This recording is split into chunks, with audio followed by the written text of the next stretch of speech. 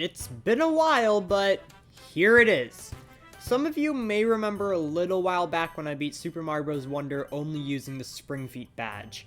I went into that challenge expecting to be tortured, yet I found it surprisingly easy. So I've returned with the intent of beating the game using Jet Run instead. Will this be a horrible mistake? Only time will tell. The rules are exactly the same as before. Rule number 1, I have to be using Jet Run at all times. This will require me to go back through the game on my 100% completed save file due to the fact that Jet Run is not available right from the start. Rule number 2, I have to collect every Wonder Flower with the exception of ones that transform me into something that cancels out the Jet Run effect. This will allow for the most Jet Run time and chaos. Enough of that, let's sprint into this challenge only a degenerate like myself would complete. Our journey starts in, you guessed it, Pipe Rock Plateau.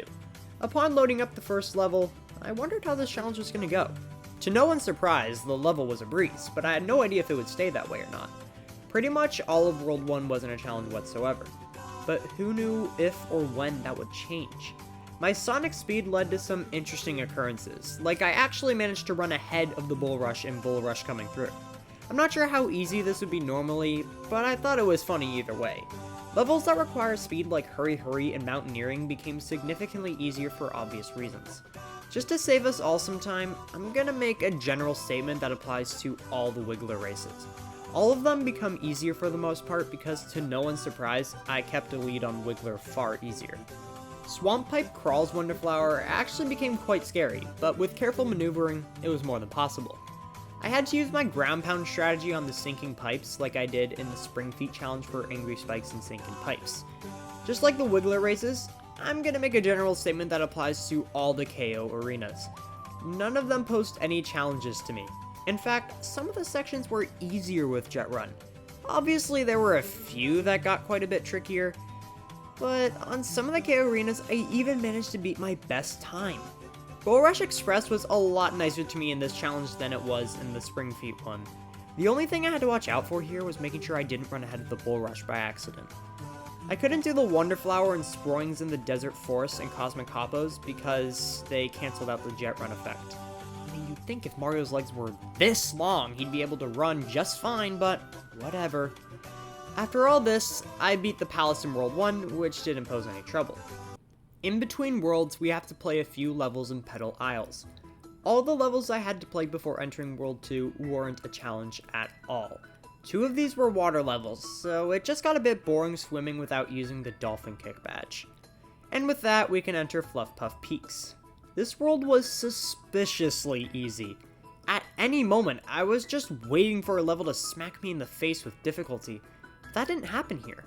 I couldn't do the Wonder Flower and Condarts Away because the gravity inversion scared Luigi into not running. I expected Jump Jump Jump to give me a hard time, and while it got a little scary keeping up with the rhythm, it certainly wasn't a hard level to complete. Before playing the airship level, I did Up and Down with puffy lifts. The only noteworthy thing to say here is that I couldn't do the Wonder Flower because of Luigi's inability to run as a cloud. Again, I'm gonna make a general statement that applies to all the airship levels in order to save us all some time. All of them were fairly easy, however the auto-scrolling could make things a bit challenging. Countdown to Drop Down was easy for the most part, but staying on the platforms could be a bit tricky. I also couldn't do the Wonder Flower because apparently Luigi can't run on air. Cruising with linking lifts was pretty scary, but careful movements got me to the end of the level with ease. Zip Go Round wasn't any different because of the grind rails. After all that, I went on to the Palace, which was super easy. I couldn't do the Wonder Flower here because of the transformation cancelling out the Jet Run effect. With World 2 beat, it was time to head back to Petal Isles. Other than the Wiggler race, the only level I had to beat here was Downpour Uproar, which was a piece of cake. I couldn't do the Wonder Flower, however, because gravity decided to stop cooperating. Now on to World 3. Shining Falls is a lot shorter than the other worlds in this game, so there were less levels to worry about here.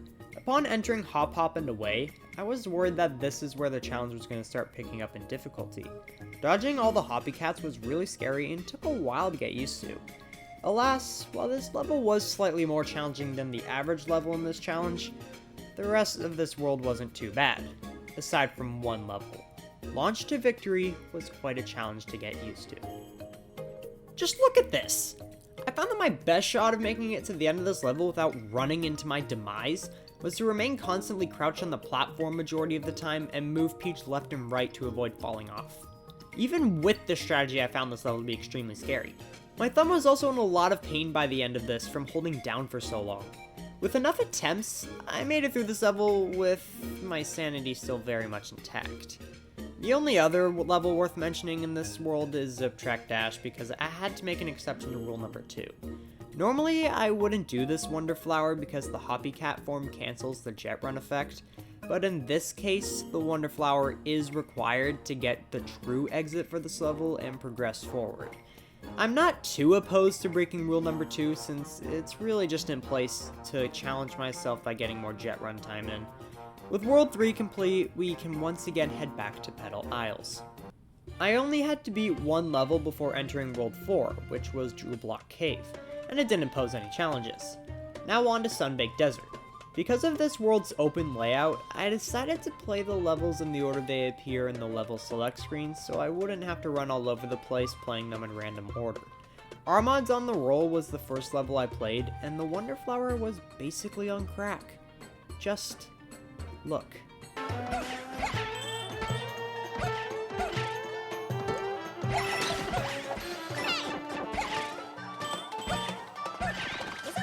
On the other hand, the Wonder Flower for Rolling Ball Hall was much easier because I could get away from the giant spike ball of death much easier. I couldn't do the Wonder Flower for Blooms of the Desert Skies because Daisy can't run with these stubby balloon legs. The Wonder Flower in Valley Full of Snoodles was a little more bearable because of my super speed. This still feels slow. The rest of World 4 was nothing special. None of the levels threw anything at me that I hadn't dealt with before. I stomped on Bowser Jr.'s pudgy head and went back to Petal Isles. I had another airship level to complete, but it wasn't anything special. I then beat Nosher Lair and Mama Mouthful, which were both pretty easy. Then, I went on to World 5. Fungi Mines is also a shorter world like Shining Falls. In fact, it's so short that I'm not even going to talk about it. None of the levels had anything surprising in them, and they all went how I expected them to. The only thing worth mentioning is that I had to make an exception to rule number 2 for a few levels here for the same reason as Zip Track Dash. With this joke of a world complete, I returned to Petal Isles on my magical flower. None of the levels leading up to World 6 posed any challenges towards me. With that, we're on to Deep Magma Bog. I couldn't do the Wonder Flower and Where the Rumbas Rule because balls can't run, they can only roll. Staying on the turning platform in Rargs in the Ruins was scary, and I couldn't do the Wonder Flower because it was the wall one again. After breezing my way through a couple more levels, I ended up at a level that I thought was gonna torture me. For those of you who watched the Spring Feed video, you'll remember the fact that I despised Wavy Ride through the Magma Tube. I was fully prepared to get just as pissed off at it in this challenge. My thumb was dead after Launch to Victory. Just imagine how I'd be after this level having to deal with a million more obstacles. Then I remembered Jet Run is broken as shit.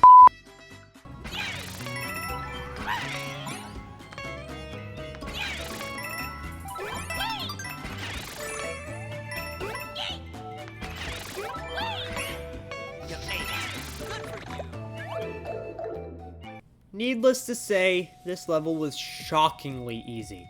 Pull Turn Burn was a bit easier because I could run past some of the fireballs easier. With all of World 6 complete, it was time to beat the final palace in the game, which wasn't difficult in the slightest. I couldn't do the Wonder Flower because boogers can't run, to my surprise. Now it's time to play the Bowser levels. Take a guess at how these levels went. Have you not been paying attention to the rest of the video? The only noteworthy thing to say here is Metal Mario's physics were interesting because Jet Run still affects him the same way Spring Feet did. Now, on to Bowser. I'm gonna talk about it, alright? I'm pissed how easy this was to complete. I felt completely robbed of the sense of accomplishment throughout this whole challenge. Both the final level and final boss were easy as fuck, which is annoying because the whole point of this stupid challenge was to accomplish something difficult. I leapt into Bowser's chin and saved the Flower Kingdom. Oh wait, maybe the special world will challenge me. Last time I selected 4 levels from the special world, that wouldn't force me to transform into something that'd cancel the Spring Feet effect. So, I'm gonna try those same 4 levels. These levels are Bounce, Bounce, Bounce, Climb to the Beat, Piranha Plant Reprise, and Wonder Gauntlet. So, did these levels challenge me? F no. I breezed through all of these. I literally ran past like 80% of Bounce, Bounce, Bounce. Even Wonder Gauntlet was easy. Aside from like the first section, this level was a piece of cake. So, to sum up my experience, it was arguably easier than the Spring Feet Challenge, which I did not expect. Like the Spring Feet Challenge, I'd highly recommend this one if you want to give yourself a good challenge without going overboard. Also, it's worth mentioning that I saved up enough flower coins to buy all the standees, so now I have officially 100% of the game. But I crave torture. Neither of these challenges gave me enough pain. I'm really not a masochist. I swear. But there's one more badge in this game that has the potential to make me rage so hard that I'll need to buy a new, everything. You know, because it'll be broken.